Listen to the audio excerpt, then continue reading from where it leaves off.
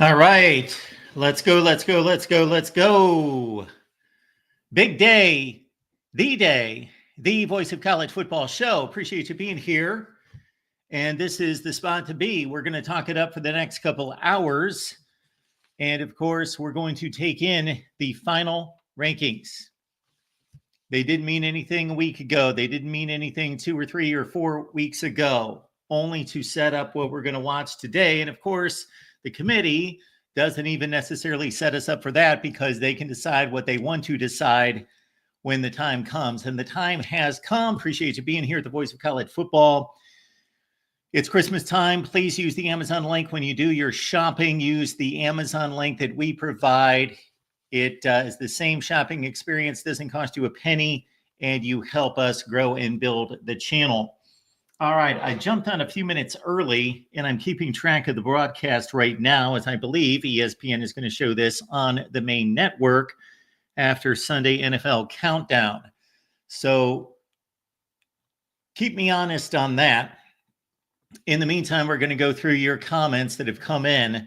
And I went through the various videos and live streams from last night and yesterday, and we've had over 500 comments come in about the selection of SMU versus Alabama versus South Carolina, Ole Miss. You could make a case for all sorts of teams. And there are a couple teams that will make the college football playoff field that people are questioning, and they have some valid points. I don't think that they have a full argument top to bottom against the likes of, let's say, Texas or Indiana, but they have some points there for sure. When it comes down to it, there are only so many quality wins to spread around. There are only so many teams that have quality wins. There aren't that many quality wins when raised to a certain standard. And the standard that most of you have is you want to see wins against Ohio State and against Miami and against Texas and Georgia and those type of teams. And there just aren't that many wins of that caliber. So if we're looking at quality wins, check out the video that we posted late last night, Alabama versus SMU. And I also threw in a wild card team that will definitely make the college football playoff, but their resume needs to be called into question as well. So thanks for being here. The call-in line is in the chat. Tiger Paw Craven, good to see you here. The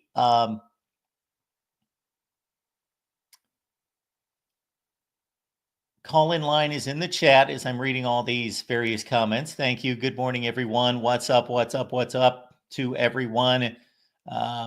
Crying Belly and Martin and Dave and Alan, and I see you all.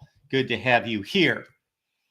But I want to get to some of these comments that have come in overnight before we get to the actual rankings, because, of course, these comments are going to be null and void in just a few minutes. But for right now, they're pretty interesting because people have good points. They've got not so good points.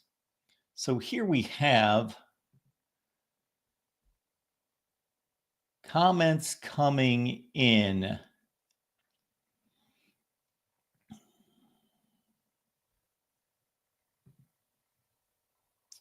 So hopefully you can see those. Sneaky Quick says, wins versus top 25 teams last week. Alabama 3-1, SMU 0-1. This week, Alabama 3-1, SMU 0-2.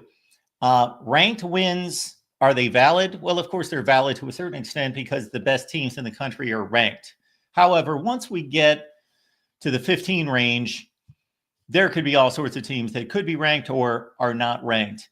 And you'll notice in my videos, I never go by ranked wins because, number one, I don't trust the rankings, whether those are the AP rankings or the College Football Playoff Committee rankings. I don't trust them. I don't trust their judgment.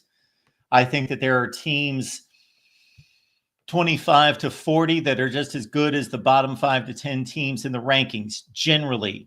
Not that they're exactly as good, but they're so close within the range. Why should we just count ranked wins? I rank quality wins. All right, we've got Jim Wood at 51-12. I guess SMU is a top 12 team, even though they can't beat a top 20 team or any ranked team when they play them this year. Makes perfect sense to me. So some people making the argument that Alabama has quality wins and SMU does not. Other people making the argument that SMU does not lose to bad teams and Alabama does. Mike Johnson says it's not just about wins the committee looks at, it's also body of work, schedule, beating ranked teams, etc. Dark side, 12-team playoff, and there are still debates. In my opinion, strength of schedule has to play into it. SMU had, I believe, the 75th. It's up to number 60, actually. So the strength of schedule right now, according to what I checked last night after the games were played on Saturday, Bama, number 16. And then we've got SMU at 60. And if you want to throw in Indiana, even though there is no chance that they're not going to make the playoff, I made a comparison there. Indiana's at 68. So let's look at the strength of schedule. And of course, we can make all sorts of criticisms of the strength of schedule as well.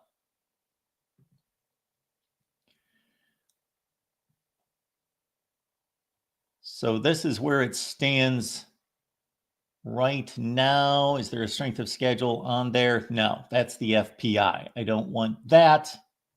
I want strength of schedule.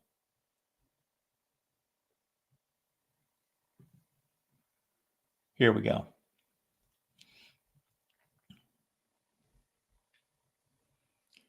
So if we're going to look at strength of schedule, this is what we've got.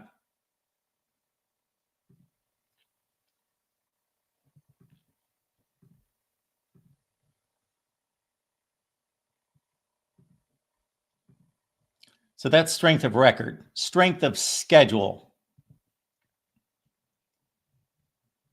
Strength of schedule. Georgia's number one. They played Texas twice. They played Alabama. All right, Georgia is at number one. They play Georgia Tech.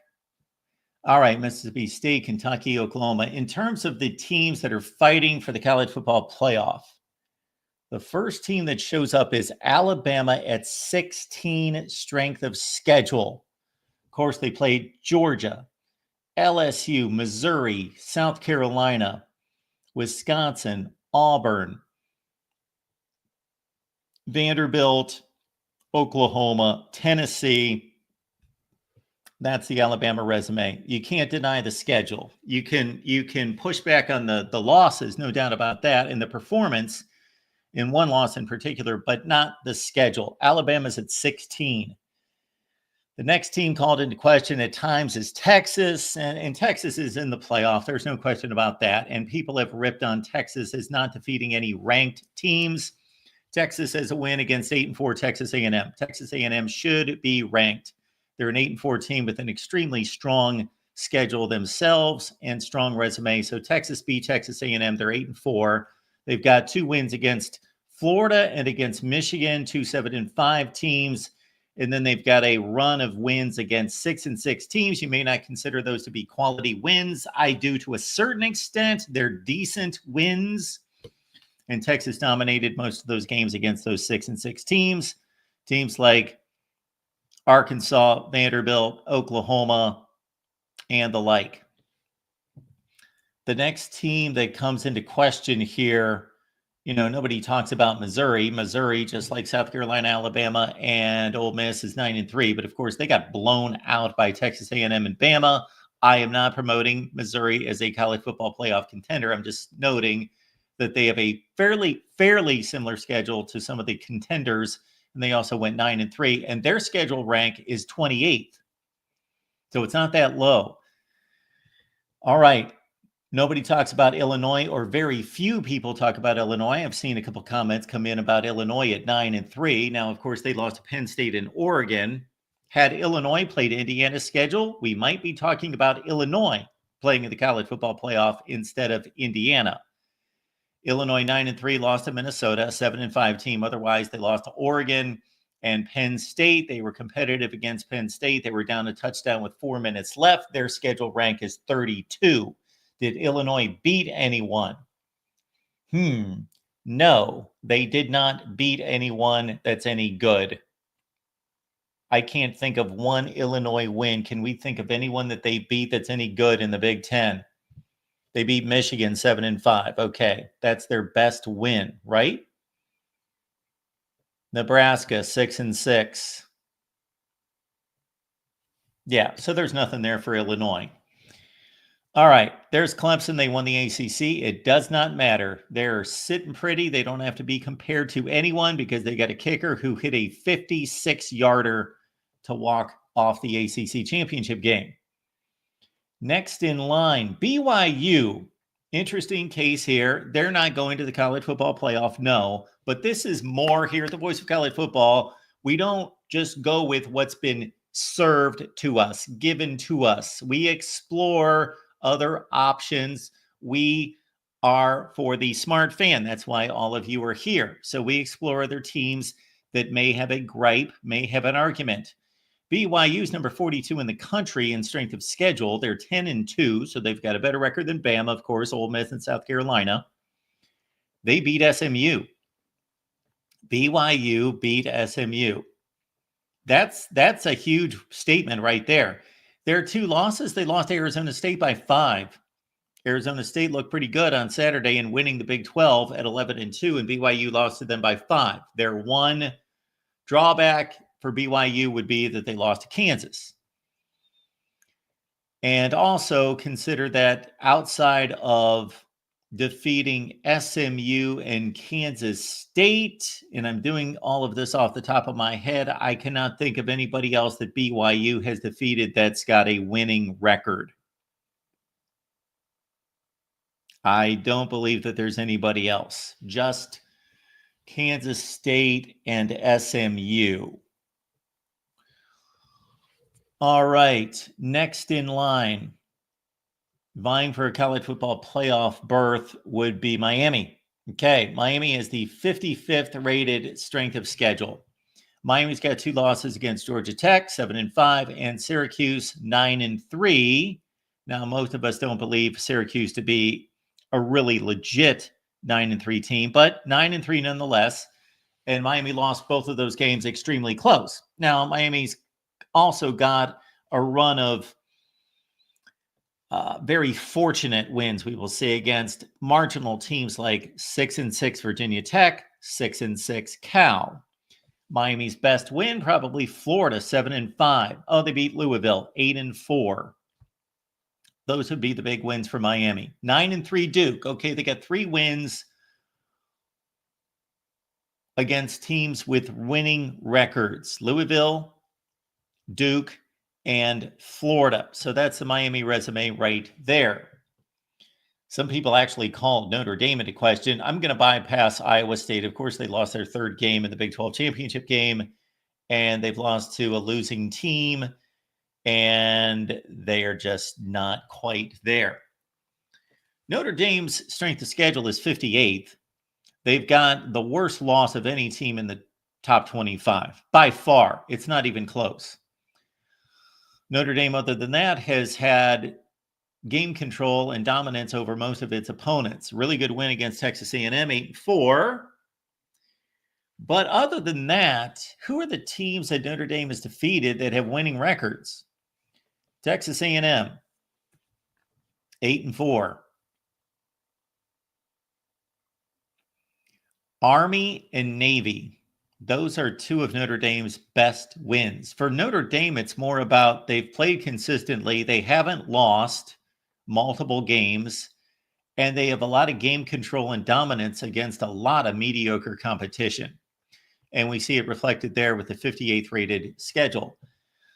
Notre Dame's strength of schedule is only 2 spots above SMU, and they catch all sorts of grief.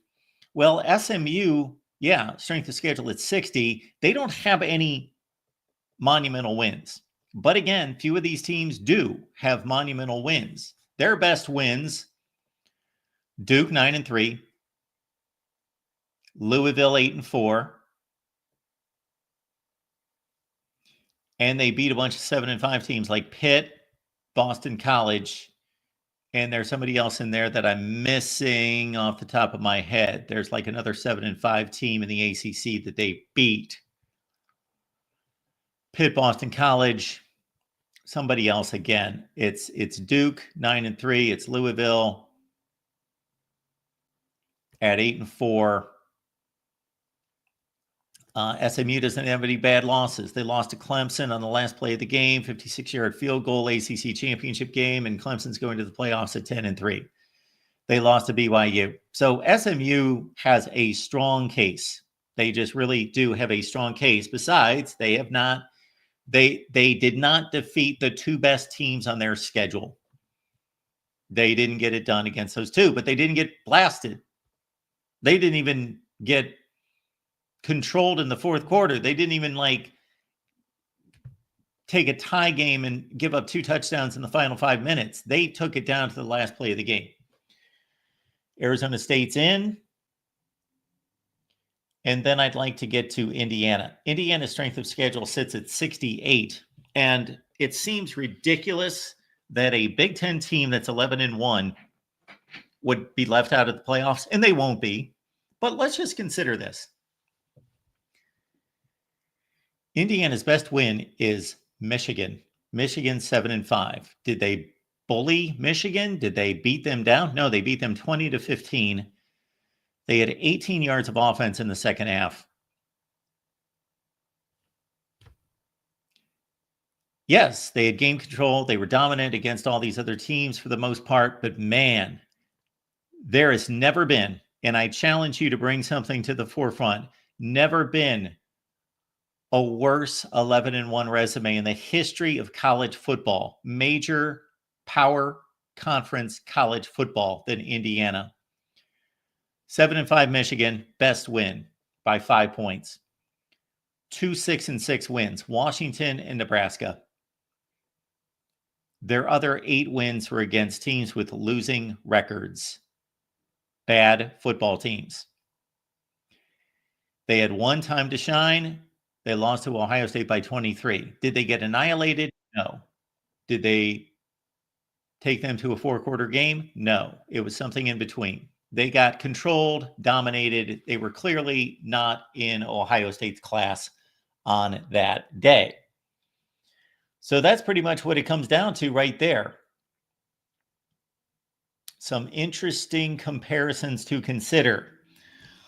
All right, the guys are on the air, Reese Davis and company, and we will see how long it takes for them to start to unveil the top 25. But in the meantime, we can take your calls, but just keep in mind that if I put you on a call and then they start to get down to the nitty gritty and get into these rankings, then we will go directly to them and read off the rankings all together. DeReal MVP, thank you so much for encouraging everyone to hit the like button. I know that you get in here, you get excited, you just want to talk college football and look at these rankings and debate me and debate people in the chat, but please hit the like button. It means a lot to the YouTube algorithm. The more likes there are, the more opportunity for this to get pushed out into the YouTube traffic.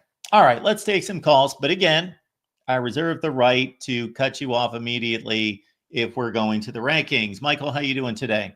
Hey, Mark, I'm doing yourself. I am doing just fine. I hope you're having a great day. What was a great day in football yesterday? Yeah, a whole lot of fun. Yeah. Hey, I gotta ask you this though. Everybody was shocked with the world and stuff like that with Arizona State. But is it me or am I the only one that really thought Arizona State, even though they go back and forth at first, was actually had more game control than Iowa State did? The way he was dominating fast.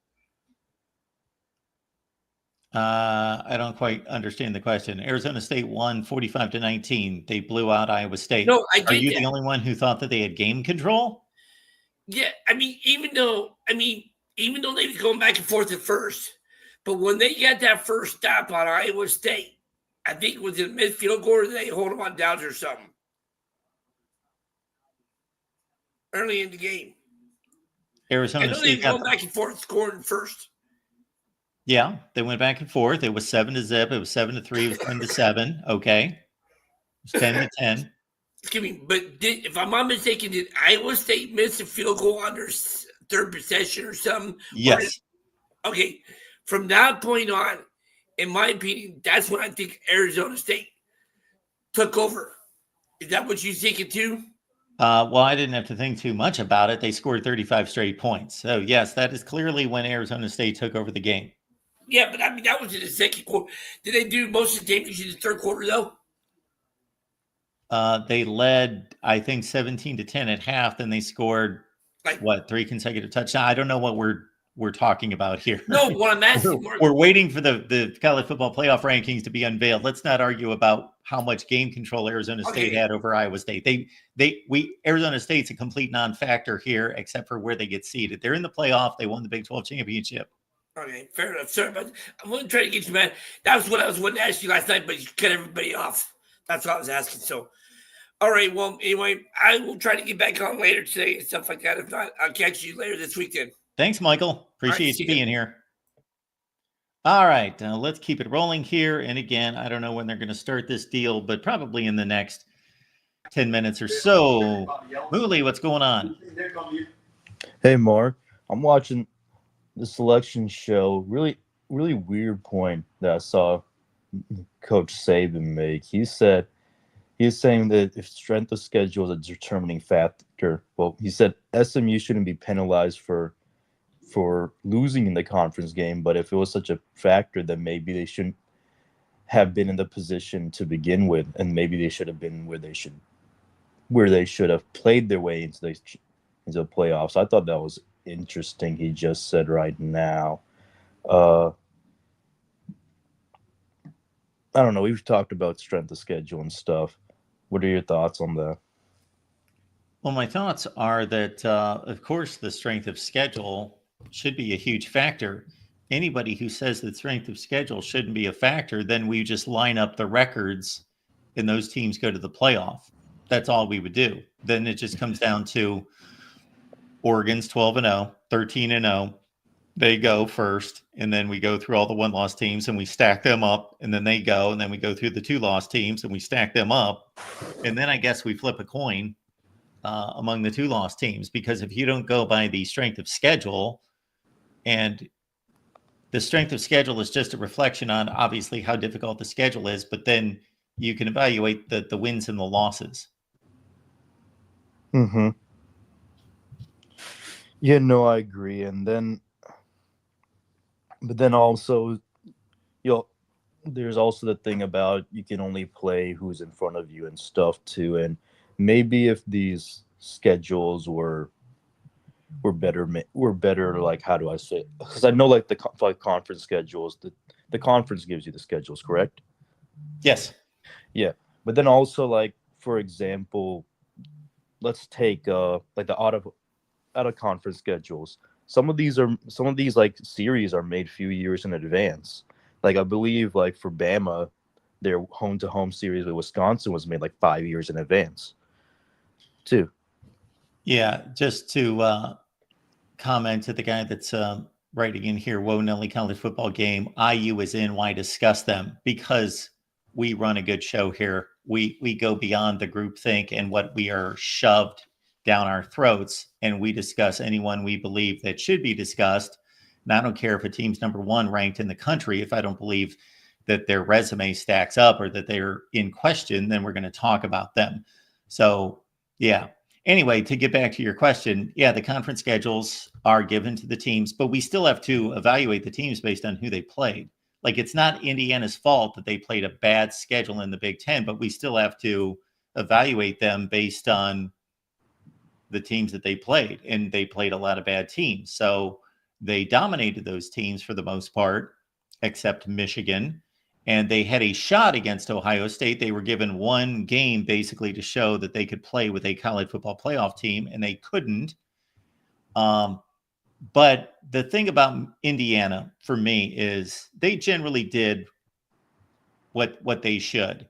And there are certainly other college football playoff teams that lost by roughly 23 points to other college football playoff teams. So I don't want to damn them because they lost to Ohio State by 23. But they also had the opportunity to schedule out of conference. And your point is that when these teams schedule out of conference, They don't know how good these teams are going to be. Whether you're scheduling 2 years ago, 5 years ago, 50 years ago, you know that Charlotte, FIU, and Western Illinois suck. So they will always suck. They always have sucked. You know you're scheduling no one. So that's what Indiana did in non-conference is pathetic. That's the only way I can phrase it. It's incredibly pathetic for any team in power conference play, whether they've got hopes of going to a playoff or not, to schedule Charlotte, Western Illinois, and whoever in the hell FIU. Like, that is just, I expect Akron to schedule better than that, and they do. So like if Indiana got left out of the playoff, which they won't, and I'm not saying that they should, but if they did, if the committee, and it could be argued, if I was in that room and somebody paid me to argue against Indiana, it's easy to do. I would not bat an eye at them getting left out of the playoff because you need to schedule some teams out of conference. They didn't do that. No, I get that. In defense of Indiana, though, I'll just say because no one expected them, not even them, to be this good this season. So I think it was more just. What's that have to do with anything? Then if they didn't expect to be this good, then we should just take them off the board and say you're not a serious competitive football program, so you shouldn't be considered for the play. If that's what they truly think of themselves, and I understand that Indiana has been a doormat in college football, and therefore they go out and schedule Charlotte and FIU so that they can just make a bowl game because their mindset is we just want to go 3-6 in the Big Ten and win 3 non-conference games to get to a bowl game to make a little extra money. So that's their mindset. But if you're going to have a loser's mindset, then you should probably be penalized to a certain extent. Now, they're only being penalized by being knocked back to like number 10 in the country. And again, I am not proposing that Indiana should be left out of the playoff, but I do think it's a discussion because their resume is, there are teams that are ranked 15 spots lower than Indiana that have better resumes than Indiana, that have better wins than it. Well, there are teams that are number 50 in the country that have better wins than Indiana. Northern Illinois has a better win than Indiana does. And that's fair. It's just pathetic that we only have 12 teams making a playoff out of 135, and one of them, the best team that they can beat, is a 7-5 team. That's their resume. Like, we should have a better sport than that. We should have better scheduling than that, than to have a team say our credibility is based on beating one 7-5 team out of 11 wins. That's that. Yeah. Like, listen to that statement. They won 11 games and they beat one 7-5 team. Mm-hmm. And that's their best win. Yep. No, I hear you on that. And that's what I've been arguing with people about Indiana, because there's such a huge variance between the team that they lost to versus the team that they beat.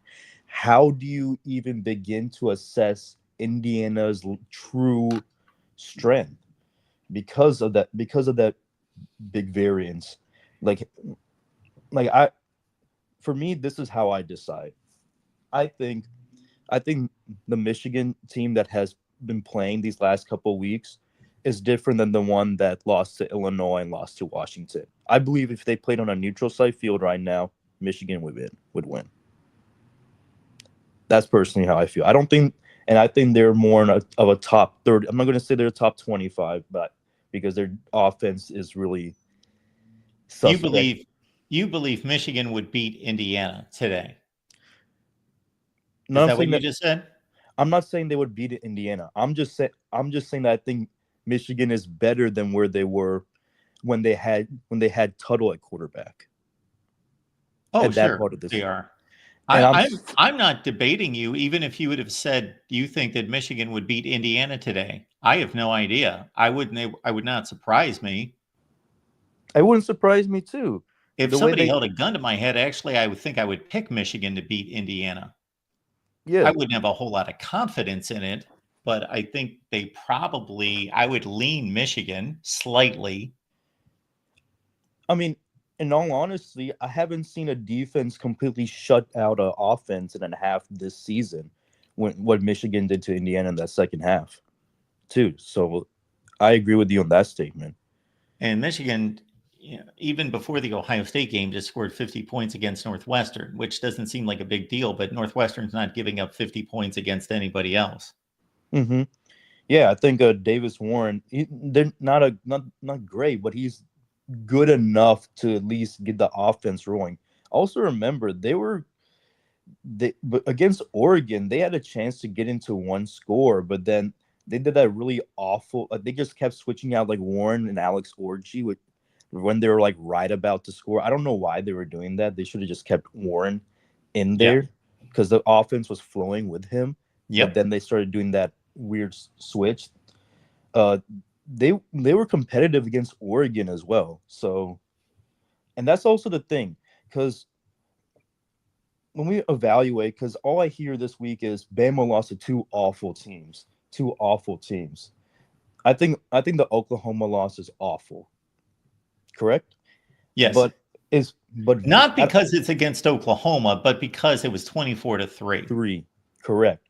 But the Vandy loss, everyone's acting like Vandy's an awful team. I don't think Vandy's like that good of a team, but this is a team that went ahead and played a top 10 strength of schedule.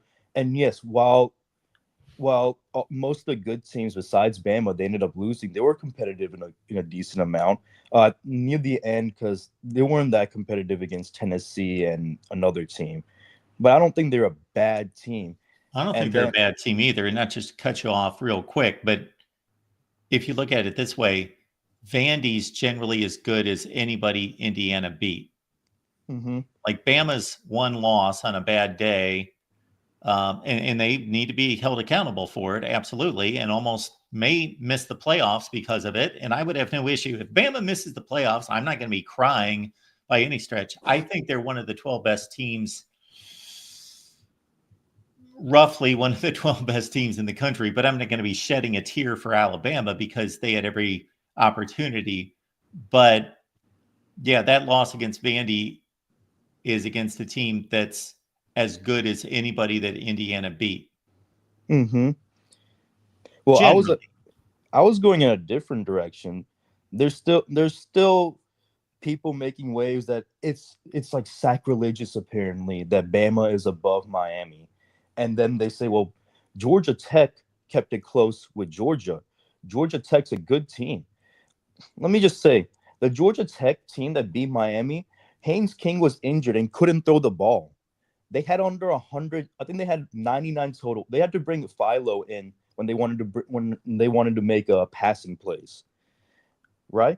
They were basically just running I on watched the Miami. whole game. Yeah, they played both quarterbacks, and Haynes King only threw a few passes, and they were just dump offs and screens. Yeah, Right. This isn't the same team this wasn't the same guy who threw for 300 yards against Georgia.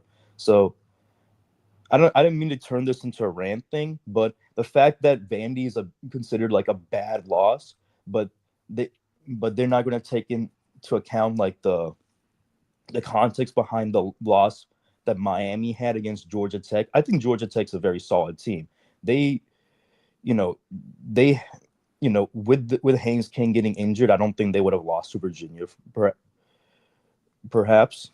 And I think they are a very capable team. I think at their best, they are they're like a noticeably better team than Vandy. It's just we're just looking at scores here. We're just looking based on feels and vibes based on it. And there's this, and also everyone just hates Bama and just wants to say, oh, well, Bama doesn't have any, it's sacrilegious. Bama doesn't have any argument. Once you lose to those teams, everything goes out the window. So I also think that the committee generally wants to see how good a team can be. mm-hmm. And if the team at its best can compete in the playoffs, then they're a more legitimate team, which obviously Alabama can when they're on their game. Yeah, and that's also what scares me about Bama is Bama on the road is a much different team than Bama at home, and also, well, right before I'll also mention right before they start doing these rankings, uh, Bama in terms of strength of record. If you look at the rankings last week, they basically followed the strength of record of that for ESPN. Bama's strength of record is 9 and SMU's is 15. So I I wouldn't I wouldn't be happy with it personally as a Bama fan. I don't think they should be penalized SMU because considering that they were in the playoffs beforehand. But I'm just throwing that out. Take that information what you want. So while I slightly lean Alabama, once you put Alabama into this mix, it's difficult for me to separate them over Ole Miss. And of course, they beat South Carolina head to head. If they had not played South Carolina and the rest of their resume was what it was, and South Carolina's is what it is, I would say South Carolina has a better resume than Bama. Again, though, I can't get past the head to head, and I think that needs to be honored. Unfortunately, Ole Miss and Alabama didn't play. Ole Miss has looked like a better team start to finish to me than Alabama. Uh, nobody has made Ole Miss look foolish. Mm-hmm. They don't have any horrible losses. They just don't have as many good wins as Bama. And SMU. Just going by what the committee is saying about SMU and this conference championship game, and they were number 8 going into the conference championship game. So I do not believe, based on the committee's own logic, that they should be knocked out of the playoff. Right, like because But it then looks like we're at it right now, Muley. So appreciate you calling, man. right. Thank you, Mark. You too. All right, let's run it down here. I was wondering how ESPN was going to set this up to not confuse some fringe college football fans concerning the rankings here. Did we not just see Oregon at 1 and Georgia? I missed that. Now we're on to a resume comparison of Boise State, Arizona State, and Clemson. I think that they were just putting in the obvious that Oregon's the 1 seed and maybe Georgia's the 2 seed. But in a comparison of Clemson, Arizona State, and Boise State, to determine again, the other portion of this argument is not just who's going to make the playoff at the back end, is of course who's going to receive these first round buys. So 2 out of 3 looking at Boise State, Arizona State, and Clemson. Okay, so we've got Oregon at the 1, Georgia at the 2. That was obvious. There's Boise State at 3, and that makes total sense because Boise State was number 10 in the country. They defeated number 20 in the country. A lot of people don't agree with this, and I get it. Did Arizona State play top to bottom a better schedule than Boise State? Yes, they did. Did Clemson play a better schedule than Boise State top to bottom? Yes, they did. Boise State, however, only lost 1 game. They didn't lose 2. They didn't lose 3. They lost 1 game, and they took Oregon to the final play of the game on the road. They also beat, again, this is kind of an odd year where the Mountain West Conference runner-up was a really good win in UNLV, as assessed by the committee, by the way, not necessarily me. All right, there we've got Arizona State at number 4, and that's another good call, obvious call. I would have had no issue with Arizona State at 3 and Boise State at 4, except the committee did not set it up that way going into the weekend. But overall, I would have been fine with Arizona State at 3. But going into the weekend, Boise State, based on winning by 2 touchdowns against the number 20 team in the country, earned the number 3 seed, according to the committee's own rankings. All right, so then we got Arizona State at 4. Now comes the real drama in regards to, obviously, the seeding of who gets that coveted 5 spot. And then also who is going to make it out of what is basically just going to be SMU and Alabama. We can talk about South Carolina and Ole Miss and BYU and Miami, but it's coming down to SMU and Alabama. And if Alabama does not make the playoff, they have nothing to complain about. Zero. Nothing. All right, there's Clemson at number 12. So this is such an odd situation that basically no one saw coming as of just a few weeks ago, because we saw Miami and we saw SMU high in the rankings. And at one point, we saw Clemson undefeated in the ACC. But as soon as they lost an ACC game to Louisville and really got dominated in that game, they plunged in the rankings. Then they lost to South Carolina. Well, Miami opened the door. Miami opened the door. And as Fran Brown, head coach of Syracuse, said coming off the field after the win against Miami, Coach Sweeney, you're welcome. So Clemson sneaks in at number 12, and of course they will play the 5 seed, and that will be Texas.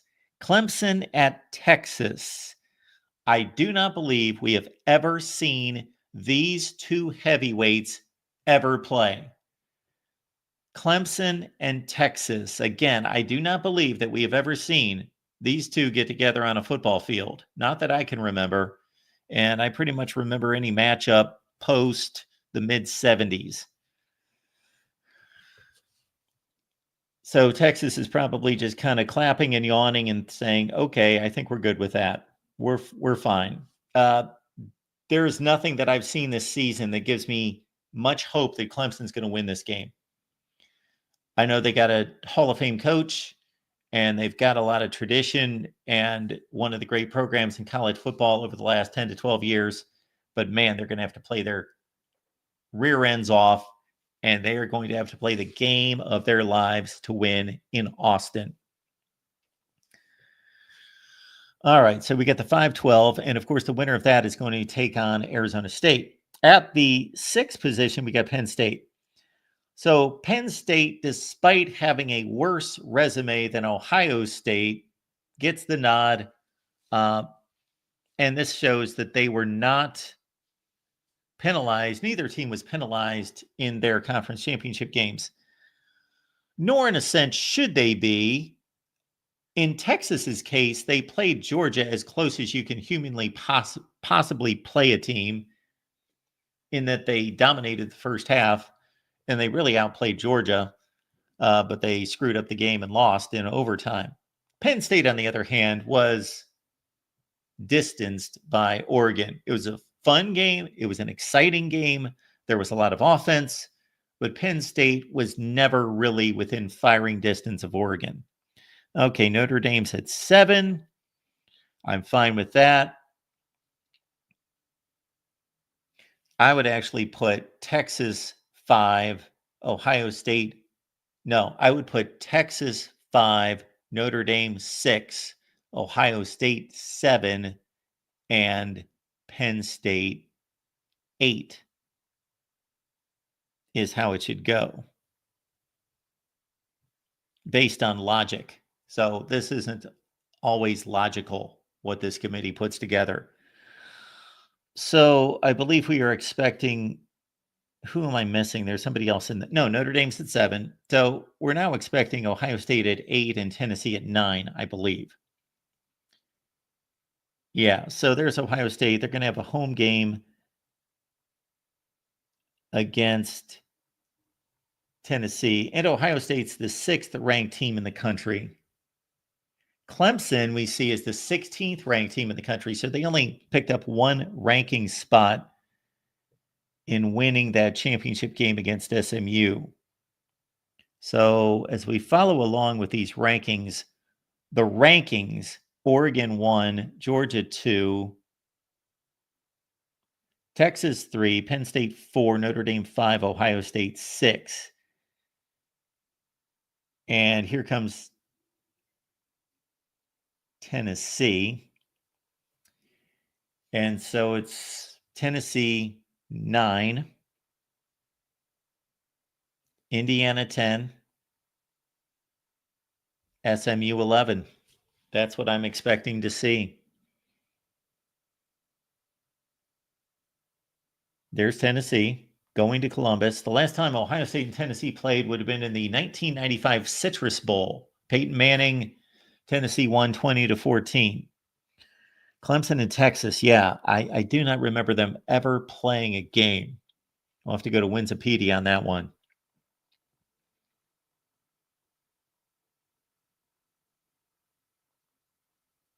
Indiana, will they be playing in South Bend against Notre Dame?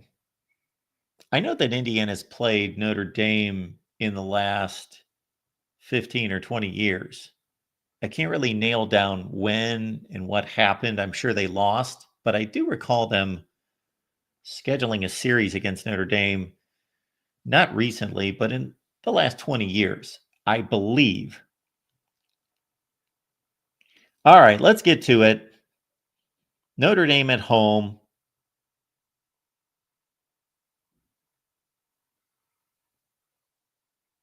Come on, give us the 10. Is anybody in front of me in the chat? Maybe 5 to 10 seconds.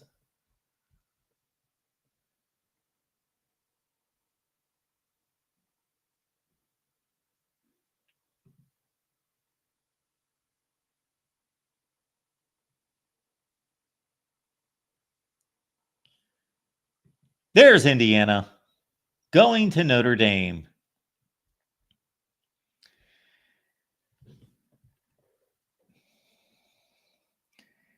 So the committee avoided, and this was not difficult, but they did avoid rematches or conference matchups in the first round.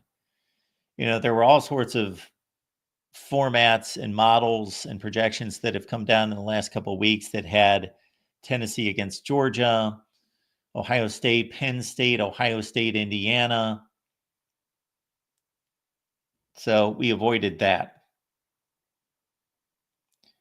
All right, this is the final spot, and there it goes. They're going to give you the big buildup here. Schedule strength goes to Bama 16 versus 60, but the strength of record is closer at 9 versus 15. Wins versus teams over 500. They're somewhat equal, 5-1 versus 5-2.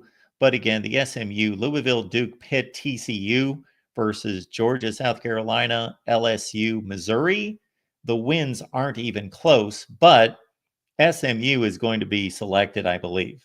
There is no way that they dropped from 8 to 12, losing on the last play of the ACC championship game. They just didn't.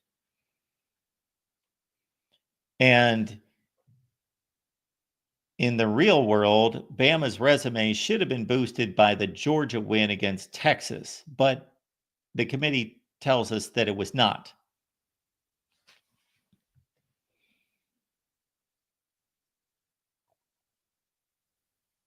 And we're waiting, and we're waiting, and we're waiting, and it's going to be SMU. There is no way that they dropped from 8 to 12.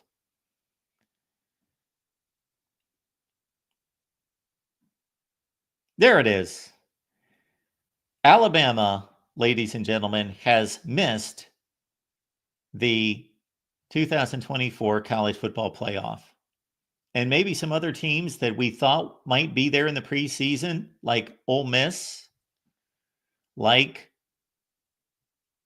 Florida State, like Utah, are obviously not there as well. So there we go. SMU going to Penn State. I don't remember any matchups between those two schools.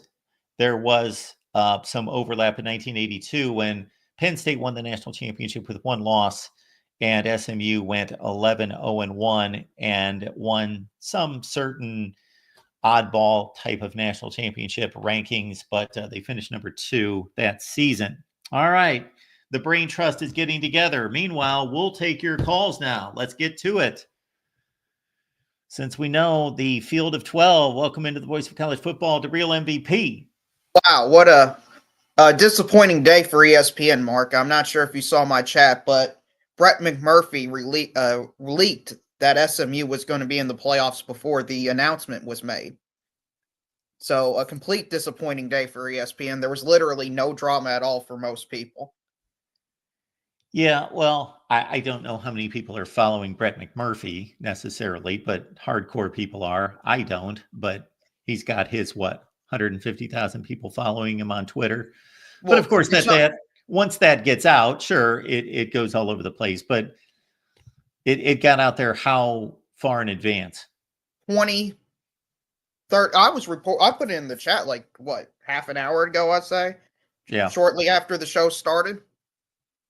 Like, I can find it out right now to be exact to give you a more Well, accurate time frame, but well, I'm not that caring of that. It doesn't matter to me. But in terms of who made the field, the committee gave us enough clues with talking about these championship games not being evaluated like the other games, and with Alabama's resume, along with everybody else who did not play, their resume being frozen.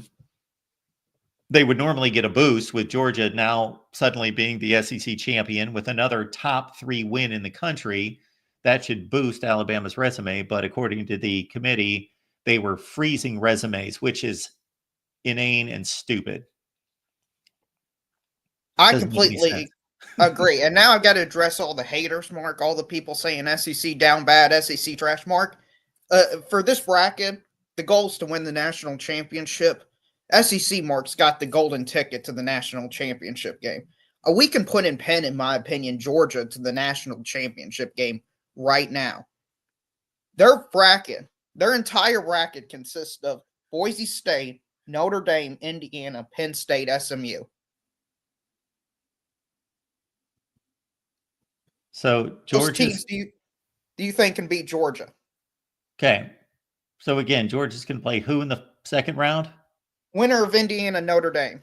Okay. They got Notre Dame, most likely.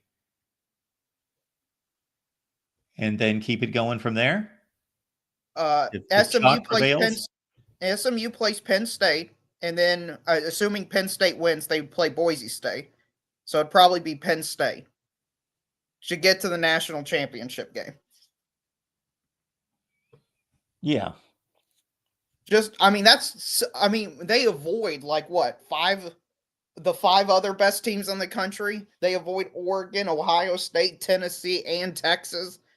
If you're a Georgia fan, I would already be booking my tickets to the national championship game. Yeah, I would much rather play Penn State than those other teams that you just mentioned. Yeah, it's a crazy. And for Texas, who I believe's got the second best draw, you play the 16th ranked team in the country in Clemson, then you go to play Arizona State, and then you're either going to be a beaten up, bruised Ohio State or Oregon, because that game's going to probably be an all-time classic going down to the wire, and Texas is just going to have basically a month off of college football. So based on the bracket I'm currently looking at, I'm loving a Georgia-Texas national championship game, a three-peat, Mark, to determine who wins it all based on how it's looking. Yeah, well, I certainly made that comment yesterday that I thought that I was watching the national championship game at the SEC. I do think now that we're getting into this, and I know that really Oregon has done nothing to dissuade my confidence or anybody's else's. It's not like Oregon has looked vulnerable or that they've done anything but play really good football. But I just don't have as much confidence in Oregon as I do those two. Well, it's not even about that. It's just they're going to have to play Ohio State most likely to get there. So, all their energy, resources, plays, and efforts will be drawn out in that game to win it. If you're Texas, you can save a lot of stuff until the semifinals, because I don't believe Clemson's going to be a real challenge. They struggled to beat South Carolina, and they got waxed by Georgia. And then Arizona State, I'm just not a believer in the Big 12. I know they looked great against Iowa State. In my opinion, that showed more about Iowa State than Arizona State. I don't believe anybody in the Big 12 is an elite college football team, especially not nearly on the caliber of Texas. So, yeah. Well, I would say that Texas, based on what they've shown this year, and Arizona State in that championship game, yeah, Texas is clearly a better team. I got to think that they're going to be a 10 or 12 point favorite. But I would say that Arizona State on their best day, they could go into Austin and really put up a good fight on their best day. Right. Right. I don't think we're going to see a repeat performance at Iowa State. I think that was their best punch. I think if Texas plays a B game, they're going to win that game 100% of the time. I could be wrong, but, the game will be played out on the football field. Mark, I was told by everybody who liked the 12-team playoff expansion we would get great first-round games, Mark. And to be honest, 3 of the 4 I'm seeing are going to be complete blowouts and complete duds. I don't see how Texas – I don't see how Texas Clemson's going to be close. I don't see how Penn State SMU is going to be close, and I don't see how Notre Dame Indiana is going to be close. And I'm talking within 14 points when I say close. Yeah, so you think Ohio State, Tennessee, yeah, that should be a great game. It should be. I can see SMU giving Penn State a game. Who knows what the weather's going to be in Happy Valley on December. Oh, my gosh, we're going to the weather. Oh, my goodness. We're going to the weather. We're going to the weather. And, Indiana, Notre Dame. I don't see Notre Dame blowing them out, but I think that they're a solid pick to win that game. They are probably, to me, the most assured winner in the first. It's close. It's close. I do have a high confidence rate with Penn State and with Texas. I would say Texas is my most assured first round winner, followed by Notre Dame, then Penn State, then whoever I pick in the other game.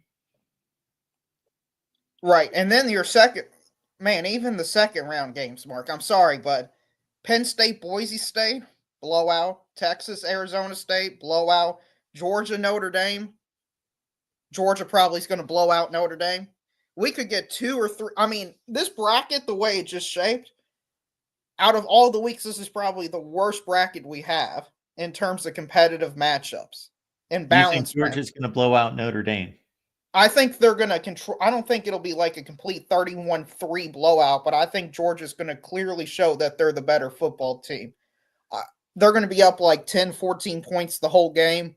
Notre Dame may score a garbage time touchdown. Notre Dame hasn't beaten anyone worth anything all year, and they have by far the absolute worst loss. They've gotten fat on empty calories. Their best win is against what? Louisville? Texas A&M. Okay, an 8-4 Texas A&M team. Yeah, a team their best win. Yeah, maybe what, the 8th, 9th best team in the SEC? An average SEC team's their best win. And Georgia just won the conference where Notre Dame got their best win in. So for you, is this a matter of better teams got left out, or there just aren't better teams and it should be a smaller field? It's a combination of both, but mainly the first part. There's just not enough good teams. There's not enough high-quality teams for this to be selected. I know Reese Davis, I'm not sure if you heard his spiel in the during the rankings release, but he was like, we don't need to have seeding based on auto conference bid. And I think that would fix some of the issue, but you're still going to run into the fact that teams are going to get this is an inequitable bracket. You're not going to ever get rid of that. But this year is really bad, in my opinion. Would you feel better if, and I'm guessing you're targeting Arizona State, Boise State, and Clemson, and SMU. You're targeting those 4 teams, most of all. Yes. If we replace those teams, you would replace them with who? Alabama, Ole Miss, South Carolina, and you can keep Clemson. Okay. In my opinion, that would get you, if we're trying to get better games on the football field, those teams have proven more, in my opinion, throughout the course of the season. It's not just because they're SEC teams either. There will be years where USC, Michigan, and stuff should be in the field over an SMU and a Clemson and those type of teams as well. It just happened this year that the big brands and the high caliber talent teams in the Big Ten performed terribly compared to where they should be.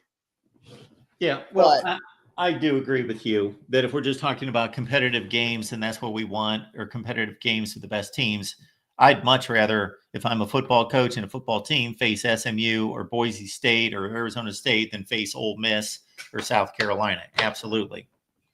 Right. And I don't understand why people are saying this is just SEC bias. Listen, I'm sorry, Georgia's path to get to the national championship game, their toughest team is Penn State. I didn't make that bracket. Have it with the committee, that be. But we're in a 12-team playoff, and Georgia is going to have to play, the 8th or 9th best team to get to the national championship game? I'm sorry, but in my opinion, that's a failure of the system. That shouldn't happen in a 12-team playoff. 12? But I also don't want a situation where we're just having a bunch of people sit around a boardroom and pick brand names, even if they do believe they're the best football teams, and then we're isolating other conferences and not giving them a fair shot. Like, I don't want to live in a college football world like that. Well, I hate what to tell you, but I want to see it played out. I want to see this discrepancy played out. If we're sitting here in 5 years and the Big 12 is 0-6 because they actually got 2 teams in 1 year, 0-6 in playoff games, et cetera, et cetera, et cetera, ACC is 1-5 or whatever, then it should be addressed at that point. But I want to see it play out. That's fine. And Mike Rotunda, Georgia isn't that good. I agree with you. Georgia is probably not the first or second best team in the country. That doesn't matter. As long as they play like the 5th best team in the country, they're in the national championship game. And that's all that matters. I can't believe what I'm seeing with some people. But Mark, I'll have people, I guess, call in and explain why I'm an SEC homer, why I'm wrong, and why Georgia isn't just penciled in or put in Sharpie at this point in the national championship game. But anyway, have a good day. Thanks, Terrell. Appreciate it. So as long as Georgia and Texas don't have to meet, man, I think that there's a high likelihood that they're going to play for a third time for the national championship. All right, let's keep it rolling. We got our buddy Adam stopping by. Adam, how you doing? Hey, Mark, how are you? I am doing great. So I think the committee got it right. I think they used their common sense. But, and I only have one question for you. So you do recall, of course, when we had the 14 playoff, there was a huge debate about whether it should be TCU or Alabama. Then last year, there was a debate, should the number 4 seed be Florida State or Alabama? Well, lo and behold, we are now at 12 teams. And sure enough, the exact same thing happened. A debate between SMU and Alabama for the remaining seed. So what I told you when we had the 14 playoff was that there should be a playing game for the final spot. That would solve the problem because it's going to continue, and this is evidence, Exhibit A, that it will in fact continue no matter how many teams you have. So would you be willing to revisit my idea that let's have SMU and Alabama play each other, and then we will have our last seed and settle the debate so that it doesn't occur like it did in the 14 playoff or occur in the future in the 12-team playoff?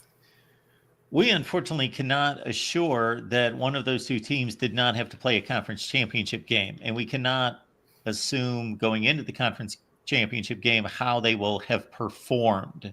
So this is what it came down to this year after Saturday's play. But if SMU had lost that game 49-0, I don't know that we would be sitting here discussing the qualifications of SMU versus Alabama, and then forcing that team to play a play-in game in addition to then getting into a 4-game stretch after that. I think it's just requiring way too much. It may be requiring way too much, but that's the price that these teams on the bubble are going to have to play. Just like, in other college sports where in the finals you have to win 2 of 3 if you have 1 loss, for example, in a double elimination tournament. But this will settle the debate because 50% of people want SMU, 50% want Alabama, Florida State, Alabama, TCU. It's never going to stop. So I think that there should be the committee should have the discretion in appropriate years based on relevant exigencies to exercise that option to avoid what has happened today and what has happened in years past. Just my thought. Is this something that would have been determined weeks ago that we would know is coming, or would the committee, in addition to unveiling these rankings, say we have a tie for the 11th position, and this being an odd year, Clemson is the 12, but they've got an automatic berth. SMU and Bama are tied for number 11. Therefore, they are going to have to play a game, and they're going to play it next Sunday. Yes, because it will not only reduce the level of controversy and increase the credibility of the rankings, it will also avoid looking at all these contradictory data points that people cherry pick to support particular narratives, like strength of schedule, quality of wins, quality of losses, etc. Let's get out of the weeds and just say we'll settle it on the field. That would be my solution, and I would give them the equitable discretion to do so as the circumstances so warrant. So thanks for listening to my argument. I appreciate it. Thanks, Adam. Appreciate you being here. Great. I certainly would agree with Adam if we were playing video games, but I just don't think we can put these athletes through another week of play and surprise the coaches and the teams and the staffs with just, okay, fire up the stadium next Saturday and we're going to play a game. I just don't think that that's fair to them. If there was a more objective criteria where leading up to this decision, we could point to that and say it's leading up to this situation where A is going to have to play B as a winner take all play-in game, then people would be prepared for it. But if it just popped out of nowhere because the committee couldn't make a decision, I can't really get on board with that. For as much as fun as that would be, I would love to see Alabama and SMU play next Saturday. That would be great. But I don't have to prepare the team. I don't have to book travel arrangements. I don't have to coach the game. I don't have to fire up the stadium, all of those things. Would it be great fun? Would we all be watching Alabama and SMU play because half of us think that SMU should make it and half think Alabama should make it? Then we got the small little pocket over here that believes Ole Miss should make it. And what if they play the ugliest game known to man and a bunch of Ole Miss fans come out and say, see, we would have killed SMU. We wouldn't have beaten SMU 17-16. We would have killed SMU. So I guess it's got to stop somewhere. Somebody's got to make a decision at some point, and today is the day to make the decision, and the committee has. Michigan Man, what's going on today? What's up, man? Isn't it crazy that Penn State ended up getting the easiest path? They got the easiest path. They got SMU. Then they're going to play in Boise State. Boise State is the 3-6. Yeah. They got the first two are heavily in their favor. Yeah.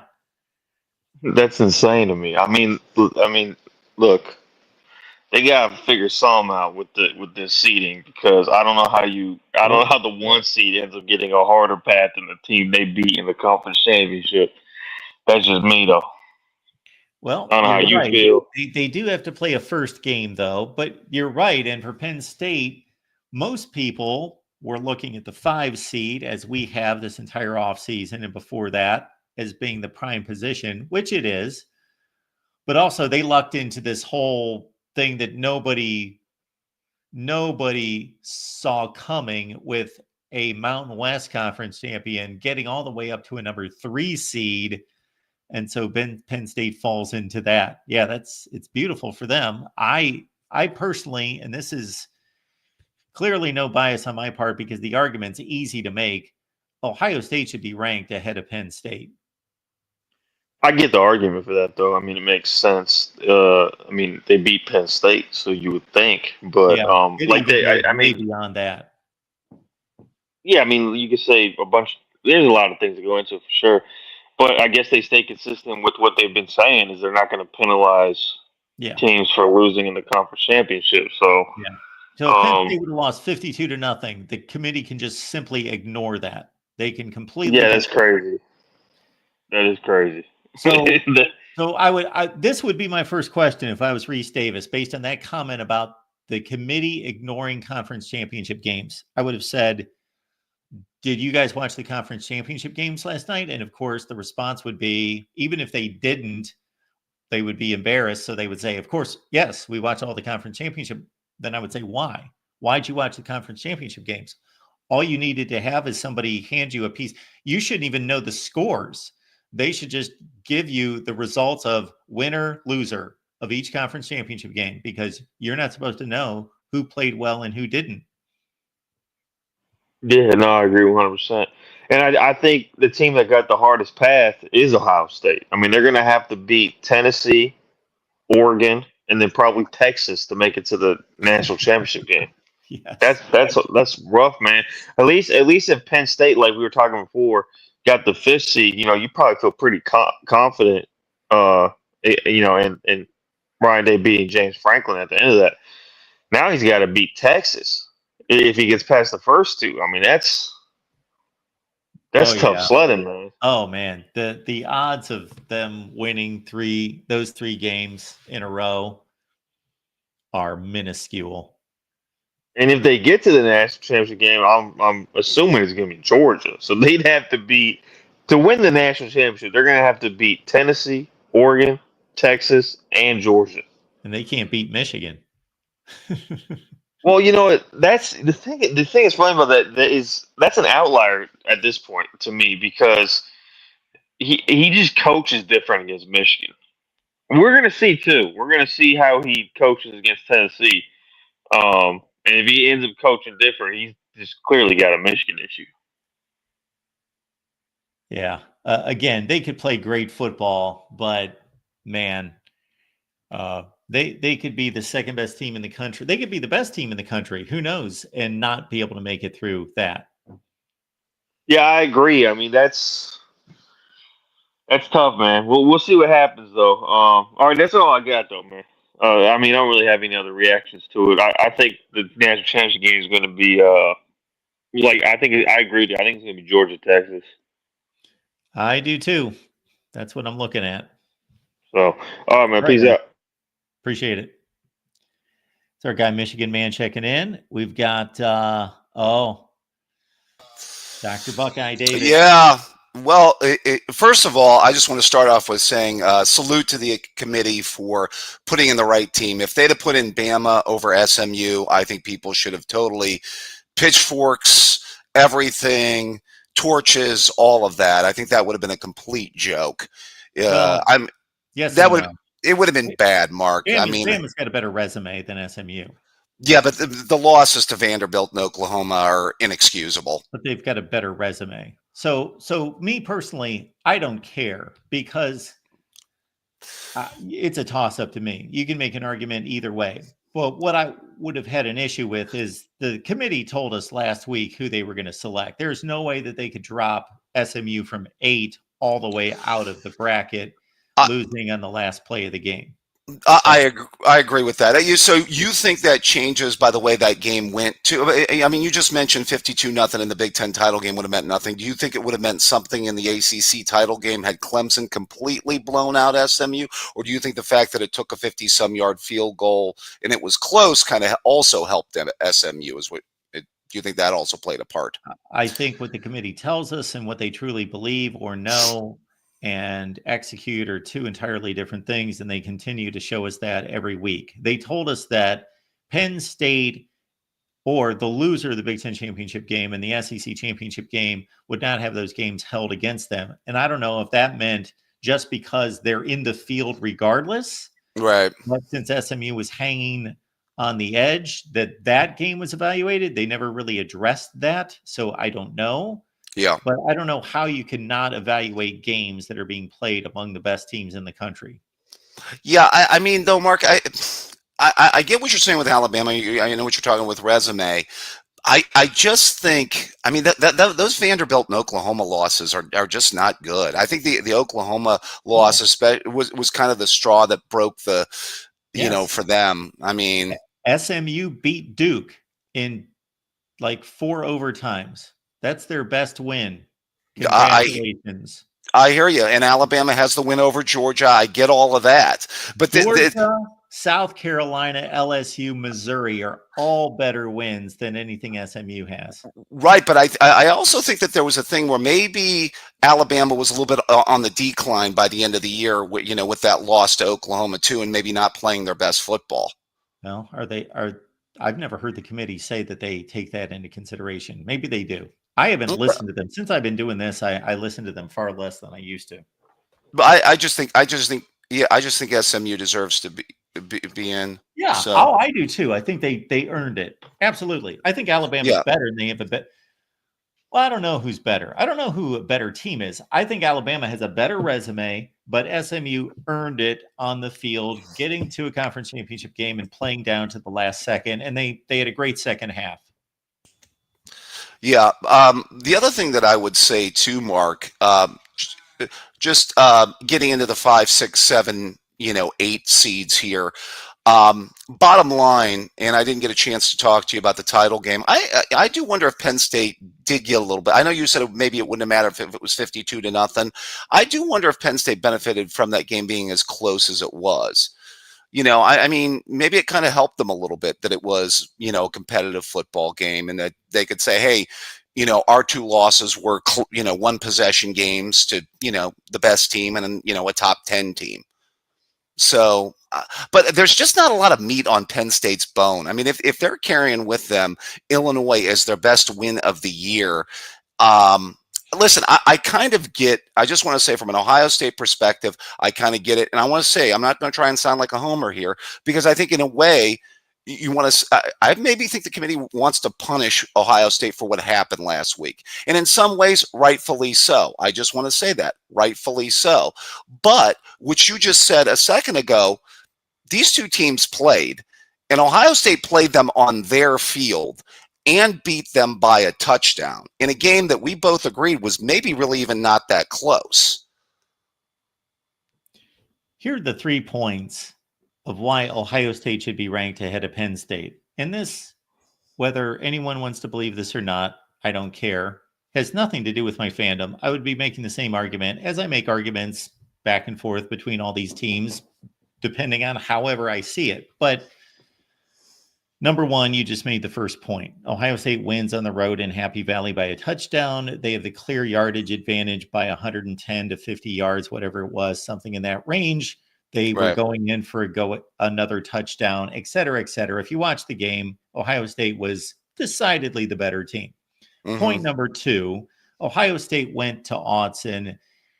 They came within, whether you want to say it's a field goal, it's a second, it's yardage. They slide the ball and they call a timeout a second late, and they could kick the game-winning field goal at Oregon.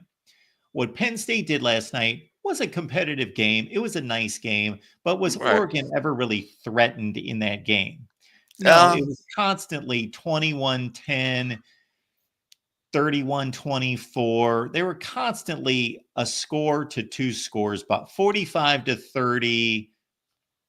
I don't know, Mark. I didn't talk to you about that game afterwards. I actually thought Penn State had a real legit chance to go down and score.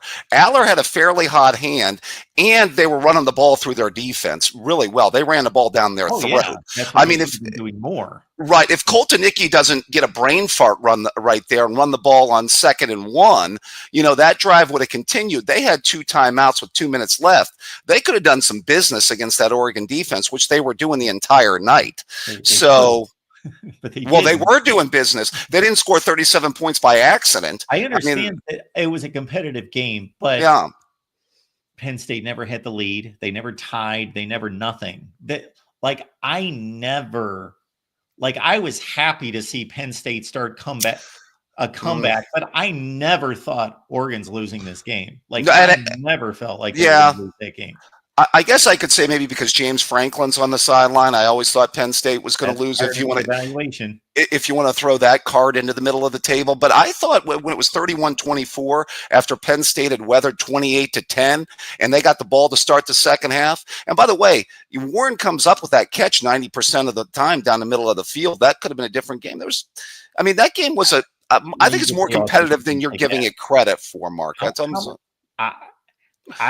I think that if Ohio State's proximity to Oregon was a 9.5 out of 10, Penn State's was more like a 7. Okay. They, Okay. they were behind the whole game. They were usually behind by 2 scores. I just never thought that they were going to. I was hoping, I was actually rooting for Penn State, even though I picked Oregon to cover. And Right. thought that Yeah. was a rather I should. I easy guess I bet should. to make. No, I took Oregon minus the 3.5. I shouldn't complain either. So Yeah. So I get your just point. saying that I'm not discrediting Penn State's effort. It was a good football game. It was competitive. They played well, but they did not play as close to Oregon as Ohio State did by any stretch. That's not even debatable. Yeah. It's not even No, I would close. agree with that. And they also didn't go to Autzen Stadium to do it. That's fair. That's So fair. that's point number 2.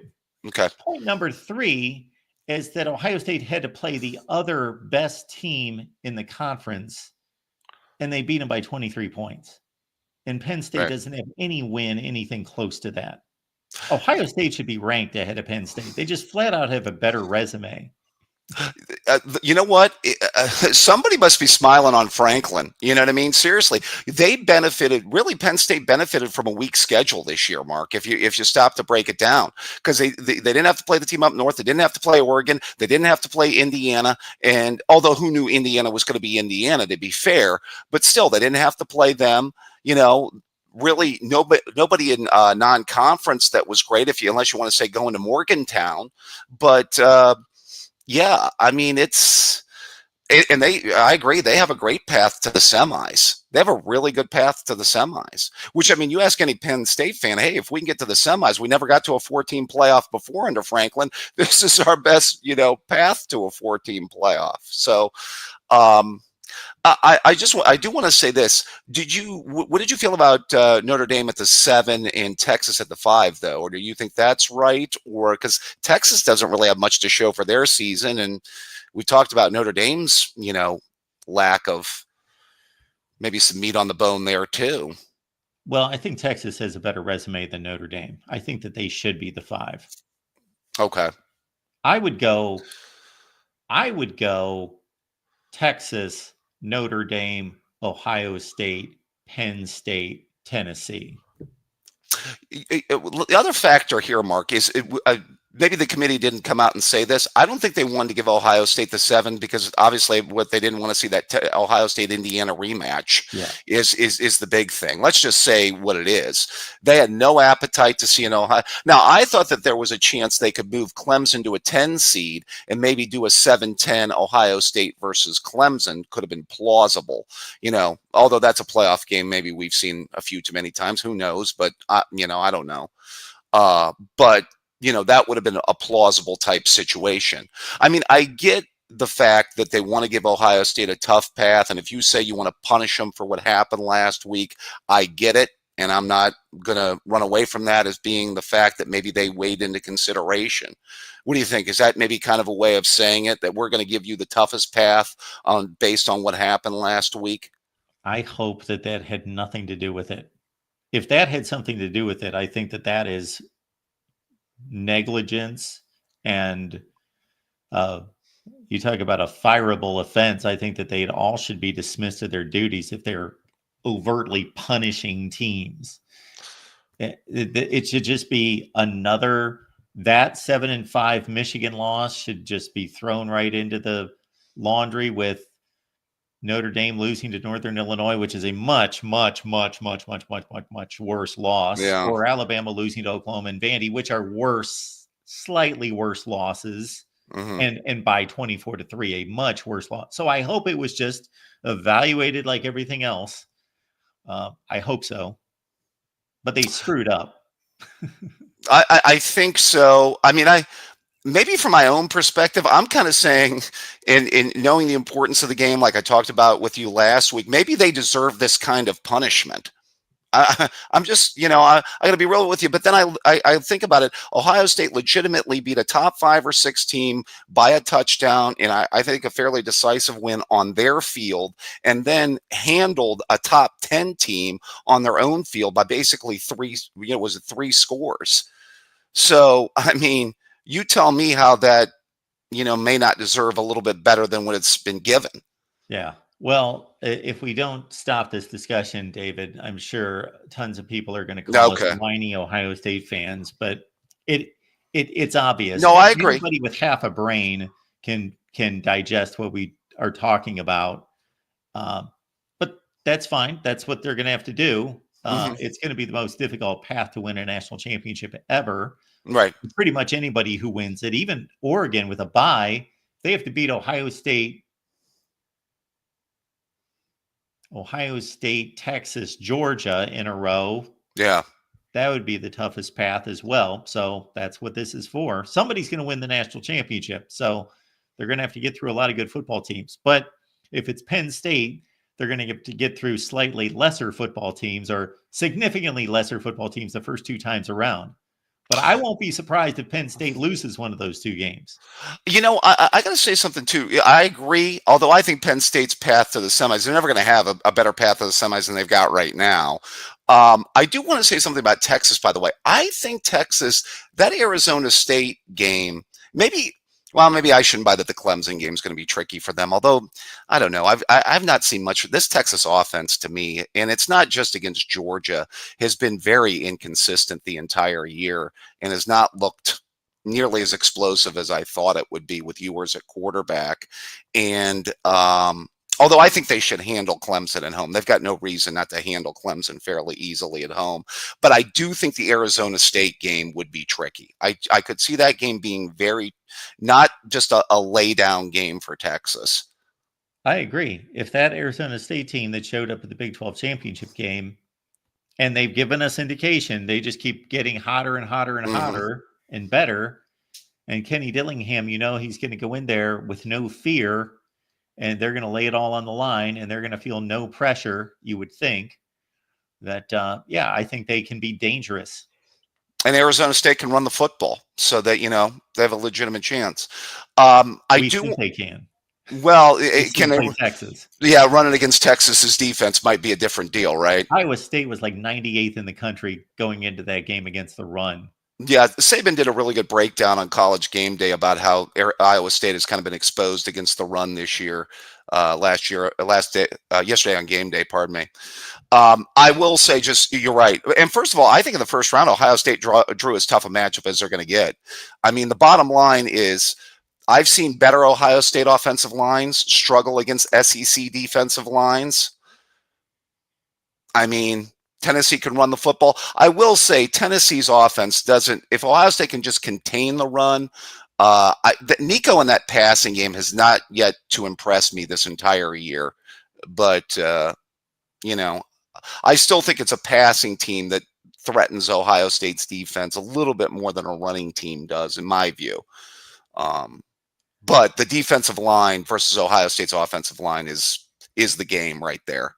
Yeah, that's scary to think about. Mm-hmm. Anyone who wants Ryan Day out, they might as well not put up with 2 or 3 weeks of misery. Just have Tennessee win the game, and that might be the end. Hey, Mark, remember 2000, how it ended for,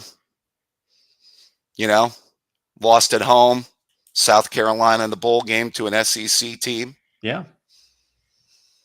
I remember it well. I don't want to say deja vu. Well, I mean, listen, this team put themselves, I think, to a degree in their own position, and I'm not going to run away from that as a fan, like I said.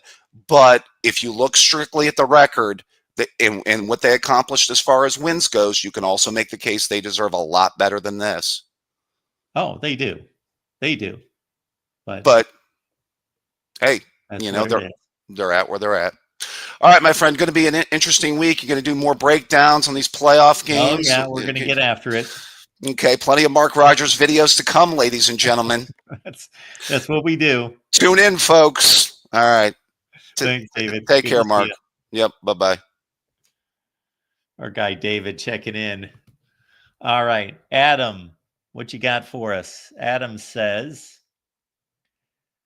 Mark, if there is a play-in for the final seed, the winner of that game should get a first-round bye. This will avoid unfairly burdening the play-in team while resolving controversies regarding the final seed selection. So then you're going to dump a team that earned a bye? Okay. Will stopping by with his Notre Dame Fighting Irish with the 6th seed. Mark, I was hoping, of course, that Ohio State would be ranked ahead of Penn State because Notre Dame was already ranked ahead of Ohio State, but it is what it is, I guess. I mean, What, for that to help Notre Dame? So that they would dodge Georgia in the second round. Oh, I got you. But it is what it is. I think the Irish should get by Indiana. I mean, I think it'll be similar. I think Indiana will score some points because of Ben Morrison getting hurt, but we'll see. I think they should be able to run the ball at will against the Hoosiers.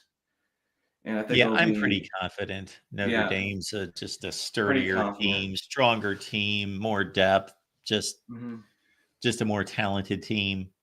Mm-hmm.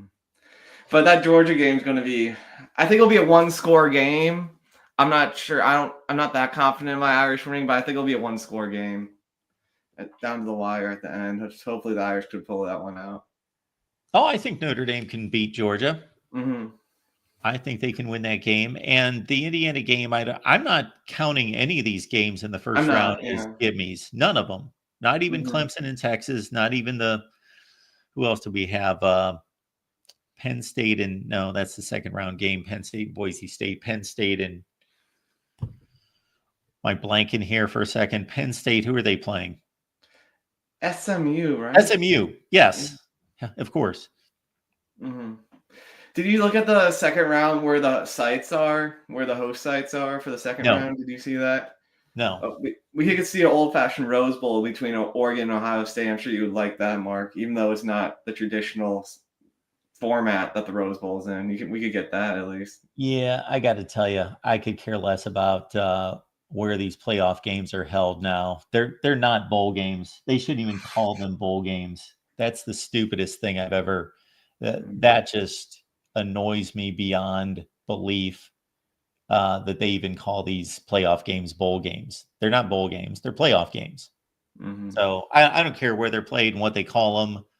Nobody remembers 3 years later. Oh, that was in especially now that we've got 12 teams. I really only remember the ones that are in the Rose Bowl. Those are the only ones I really remember.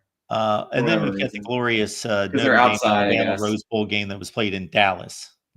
Oh god, yeah.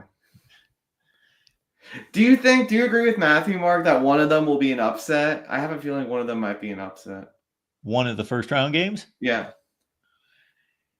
Yeah, I think the odds tell us that it will probably give us an upset in the first weekend. So to me, I'm the most sure about, Ohio State and Tennessee. That to me is not an upset either way. I can't imagine that Ohio State's a 7.5 point favorite. 7.5? Mm-hmm. Too high. 7.5. Well, there's your upset right there. But if Tennessee wins that game, I'm not considering that an upset. It's a Vegas upset, of course. But I know they had that Citrus Bowl game. Is there any other times you remember them playing? Nope. That is the only time they've ever played. They played in the rain at the Citrus Bowl on New Year's Day, 1995, and I was severely upset. Eddie George versus Peyton, right?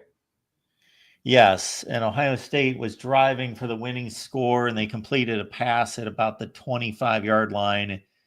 And as soon as the ball was caught, it was stripped out for a fumble that ended the game.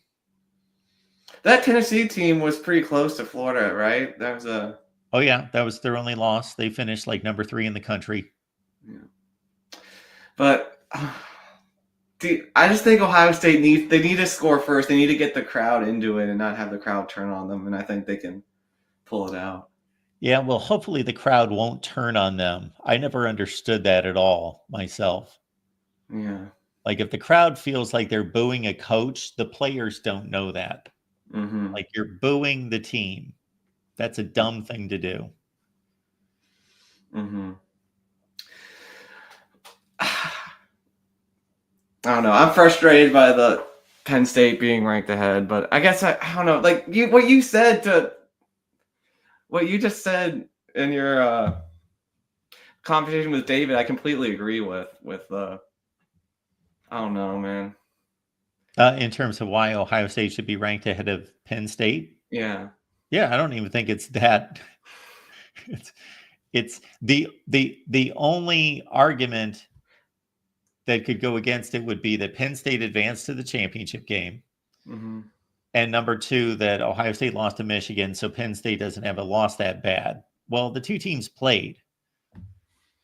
Mm-hmm. Again, I would love to sit down with the committee after these rankings and just hammer away at point after point after point. Mm-hmm. Would love to do that. That would be. I mean, the committee should be questioned more by the fans too, but I don't know. We'll see. I do think that Arizona. I don't know. Who do you think has a better chance of winning their second round game, Mark? Boise State or Arizona State? I think Arizona State would have obviously they would have a chance. They wouldn't be favorites, but I'm going with Boise State. Boise State? Slightly. Mm-hmm. Yeah, I don't want to get too hyped up about Arizona State based on one game against Iowa State, but they did really look impressive. They looked so impressive. But once that game started to tilt that way, they had a series of, they had 3 consecutive turnovers on defense that opened the game up. And 2 of them were nice defensive plays to cause strips of the ball carrier. The other one was because Rocco Beck threw a ball off of his right tackle's helmet. Mm-hmm. And, it just became a momentum game where they just took over and got those 3 possessions inside the 35-yard line. Mm-hmm. The only thing that really bothered me about last night's games was the James Franklin going for 2 there. Like, you go for 2 at the end to win the game. You don't go for 2 that early. Yeah, I don't know. I don't know why he did that. Mm. There was a situation like that, not as important a game, but Kansas State and Oklahoma State. And it's the first time I really remember, this was, I think, last season, that I heard people arguing the analytics. And the basic thought is that if you're down by 15, you score a touchdown, that if you get the 2-point conversion, obviously then you can just kick the extra point and tie the game and go to overtime. I'm trying to think. It was 45-30. No. They went for 2. What was the score? In the game? Because they kicked the extra point when it was 45-30 to make it 45-37. I'll bring it in. They went for 2 when they were down 38-24, scored a touchdown to make it 38-30. It was 38-30. Yes. So the analytics tell you that you go for 2 because if you get it, obviously then you can score the game-winning touchdown, just kick the extra point, number 1. If you don't get it, you're still within 8 to then go ahead and tie the game with a 2-point conversion. But you can win the game. Okay, here's the point. Basically, you can win the game on 2 possessions, as opposed to you need 3 possessions to win the game. You are doing nothing but guaranteeing that you can do no better than go to overtime. And then once you go to overtime, it's a 50-50 proposition. So basically, if I explained that, I know I explained it correctly, maybe not clearly, that you are taking the overtime off the table, fortunately, to your benefit, because the best you can do, if you kick the extra points, the best you can do is make it a 50-50 proposition in overtime. Yeah. I mean, I still think you just. That's the I think best. the analytics. I think coaches should go with their gut and not you analytics. can win the more. game in regulation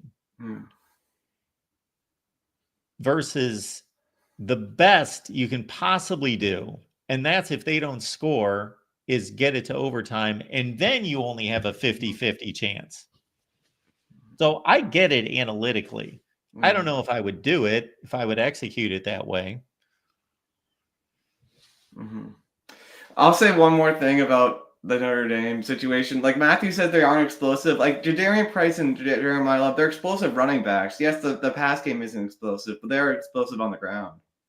So I wouldn't call Notre Dame not an explosive team. To what Matthew's saying in the chat. Man, nobody wants to tackle either one of those running backs. But yeah, I mean, I wanted to play an SEC team in the first round, not Indiana. I'm kind of annoyed about that, but why? Because it would mean fans would have more respect for Notre Dame for beating an SEC team than just a Indiana that had a great season. Like I just they're going to have to beat one anyway. I know, but like I just don't want.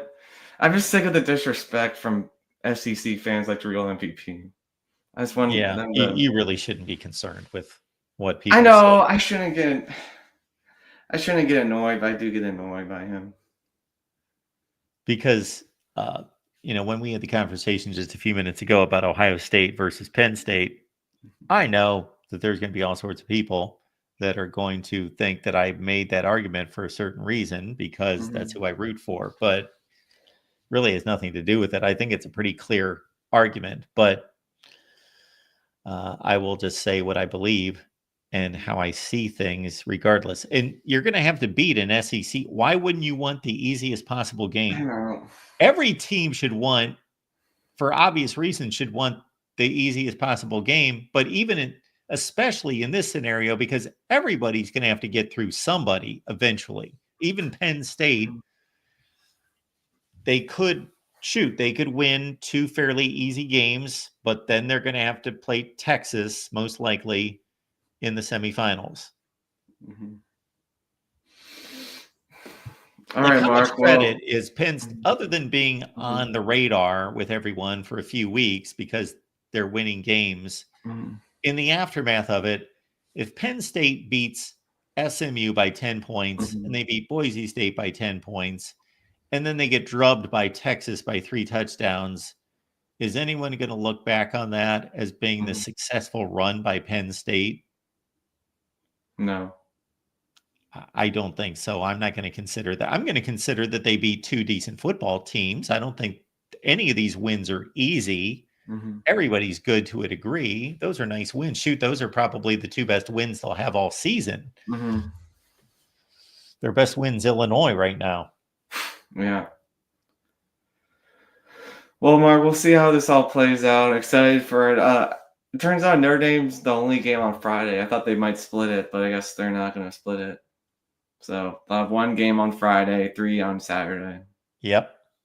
So we'll see. It should be good. All right. Appreciate it, Mark. You will. Thanks for the call. Appreciate y'all being here at the Voice of College Football. We'll take a call coming in from our buddy Jackson. Jackson, what's going on? How you doing today, Mark? I am doing well. How about yourself? I'm doing pretty good. Unfortunately, we screwed ourselves with that 24-3 loss against Oklahoma. Like, why we let ourselves get bad like that, I don't know. But the moment I knew when SMU was in was when we heard Sean McDonough at the final seconds of the game when SMU, before they kicked their extra point, he was like, I've seen enough. I mean, they should be in the playoffs. Like, you knew SMU did enough to impress the committee. Well, the committee paid enough attention. And we heard Dabo Swinney, I remember last night, where he was saying SMU should be in. I thought to myself, I would not be surprised if SMU is in because of the push. Yeah, well, again, the committee will decide whatever it will and then justify it later. But as soon as SMU was ranked to number 8 in the country, I knew that they were going to make the playoff regardless of what happened, as long as they kept it pretty respectable. Yeah, and I think also like the committee, they had enough of the little storm that they had from the ACC last year after that whole Florida State fiasco. They thought themselves, we're not going to have this again. I was like fairly certain for a little bit that SMU would get screwed over, but then the moment they were making that comeback against Clemson and did just enough getting, I'm like, yeah, they're in. Yeah, and they earned it. I have no issue with it, even though Bama's got a better resume. I have no issue with SMU being selected. Now I'm wondering who will be playing in some of the bowl games. Like, I don't know which bowl will be. We'll probably be in like the Citrus Bowl, but the fun part is who will be playing. Like, I've been talking with some people. It's like, oh, we could see Alabama play Illinois, and it's like, oh, that's a good one. I mean, it sounds pretty fun. Well, if it's not fun, we'll make it fun. Yeah, I love the bowl games. I don't like that people no longer are really looking at the bowl games, but yeah, I'll be interested to see who gets paired in these bowl games, and I'll be watching. Oh yeah, we'll always be watching. Arizona State, it's going to be fun to see who they play between the winner of Texas Clemson, but that Texas Clemson game looks pretty fun. Notre Dame, Indiana, the thing that I'm thinking about from that matchup is, can Notre Dame win their first big postseason game since the 1993 season? Because that's the question of the century for the Fighting Irish. Yes.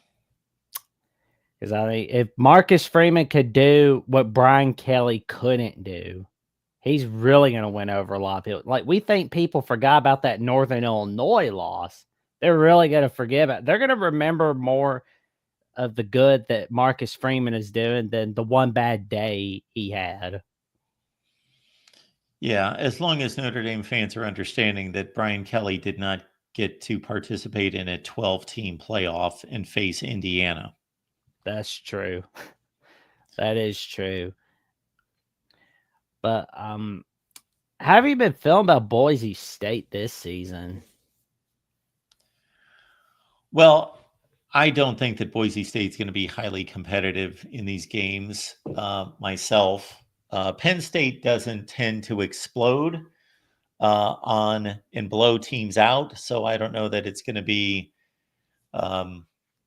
any kind of annihilation, but Boise State's just doing enough against Mountain West Conference teams to win games. You know, the back half of the year, they really haven't generated that much offense, and they didn't score in the second half of their game against UNLV. But they're a good team, solid team, and obviously Ashton Genty's really good, and Matson at quarterback is a decent player as well, and they're extremely well coached. And I don't think Penn State's going to embarrass them in any such way, but Boise State shouldn't win a game. But yeah, I think Penn State's going to be too much for them, but not by a whole lot. I've been thinking about the coaching profile of Spencer Danielson, and maybe it's just me, but I kind of feel like he's a Chris Peterson 2.0, especially under the circumstances when he came in as the interim coach last year. You know, they were 5-5. They went out the rest of the regular season, come out of nowhere. They do just enough getting the Mount West title game. They win the title game. Then in 2024, they have a humongous season. Like, so far, his coaching record is 15-2. That's pretty high. Yeah, he's doing a heck of a job, and really, Boise State. It's fun in that college football fans that love the sport should embrace this Boise State situation. But because here's a program that put themselves on the map, that determined to build a great football program. And they did that, of course, at the Division II level at the time, the FCS level. And they worked themselves up into the Group of Five status and became the poster child for the Power Five upset and the great Group of Five program. They've got, I believe, the second or third best winning percentage this century in college football, and have had a remarkable program history in the last 25 years with the likes of Dan Hawkins and Houston Nutt and, of course, Chris Peterson. And it's just remarkable. And I think that this is kind of a program achievement for Boise State. Regardless of what happens, I like seeing them in the playoff, and that their rise to fame and their rise to prominence and being disrespected for all those years and just fighting the uphill battle is finally rewarded, and they get to play a playoff game and show whether they belong. Now, this may not be the best year for them to be in the playoffs. Some of those other teams would have probably fared a little bit better, like in 2006 and so forth, but they finally arrived, and I think this is good for college football to see teams like Boise State get a chance. I hate that we're not going to see a Smurf Turf playoff game, but hey, on the bright side, they get a first round bye. So, I mean, that's something. They do. Yep. All right, Jackson. Here we go. Well, I'll tell you one thing. It's going to be a wild ride tonight and tomorrow for sure. All right, man. Good to see you. There we go. All right. We appreciate Jackson stopping by as always, and all of you here at the Voice of College Football. And so, without further ado, nobody else is left on the line. So we do appreciate you being here, and this is what we do each and every year. We've done this for how long? Man, I don't know that we did this going back to 2014. Maybe not. But soon thereafter. So it's an annual tradition here at the Voice of College Football to get together for the big watch party. And now it's time to get to work and size up these teams and these matchups. And what I really want to do are historical videos on these bowl matchups and these teams and their series history. But people don't tend to necessarily gravitate to those videos. So maybe I'll throw one or two of those out and see how they do. Yeah, this is the culmination, folks. This is what it's all about. We get to rankings Sunday and find out who's in. And really, when you come down to it, the controversy was pretty limited this year. I would expect more in future years and more debates and more dilemma and more of a glut of teams sandwiched around that 12 spot. But the committee got off fairly easy this year. Pretty clear decision in regards to what they had set up for us with SMU at number 8. And again, just the oddity of Boise State earning a 3 seed is crazy as a Mountain West Conference champion. They bypass all those heavyweights, Ohio State, Tennessee, Notre Dame, Penn State, Texas, all of them for the 3 seed and the home playoff or the bye in the first round. All right, folks, appreciate you being here at the Voice of College Football. Keep it locked in here. Please like the video on the way out, and we appreciate your support. The Amazon links in the description section of all the videos. When you shop for Christmas and shop on Amazon, please use the link that we provide, and we will see you next time. The College Football After Dark show is tonight. So here's the deal with the College Football After Dark show. People ask this all the time. I get this comment all the time on our Sunday night College Football After Dark show. People are like, why are those guys on your channel? What are those guys doing? Do they belong on your channel? How did they get to be on your channel? They got to be on that show. So your pass onto that show as a panelist on that show is easy. Become a channel member here at YouTube, and you can jump on the line with everybody else. You can jump on the line with everybody else if you are a member here at the Voice of College Football, and I'll actually take the link from the show, and I'm going to send it to all the members as soon as I get off here. I'm going to send that link to all the members here on YouTube. And you also get my predictions throughout the bowl season and the postseason with the playoffs coming up. And I've been pretty hot here in the last 3 weeks after suffering a down season, but hot the last 3 weekends. So that should continue. All right, folks, appreciate you being here. Catch our College Football After Dark show coming up tonight at 10:30 Eastern. And then on Monday night, Matt Zemek and I for the Big Ten Live show. The Big Ten Live show, Monday, 10 p.m. Eastern time. See you then.